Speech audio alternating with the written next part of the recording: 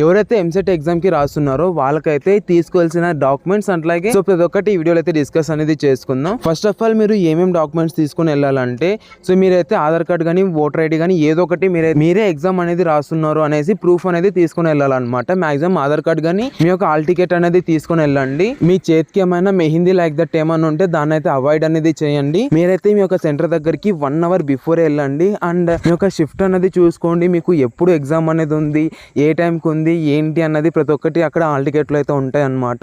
So దాన్ని అయితే first of all cross అనేది చెక్ చేసుకోండి. అండ్ కింద అయితే మీరు ఫోటో అనేది అంటే అతికించాలన్నమాట. సో అలా కూడా అతికిచ్చేయండి. మస్ట్ అండ్ షుడ్ మీరైతే బాల్ పెన్ అనేది తీసుకొని వెళ్ళండి. అలాగే అయితే ఎగ్జామ్ అనేది రాస్తున్నారో మస్ట్ అండ్ షుడ్ ఈ యొక్క వీడియో అనేది చూడండి. ఇక్కడ క్లిక్ చేసి ఈ యొక్క వీడియో అనేది చూడండి. ఎందుకంటే దీనిలో నేను మీకు చీట్ కోడ్స్ అనేది చెప్పడం అయితే జరిగింది అనమాట. ఈ యొక్క చీట్ కోడ్స్ అనేది చూస్తే మీరు మాక్సిమం మంచి మార్క్స్ స్కోర్ చేయడం అయితే జరుగుతుంది అనమాట. వీడియో అనేది అర్థమైందో ఓకే. పూర్తి డీటెయిల్స్ నేను ఇంకొకసారి చెప్తా విను.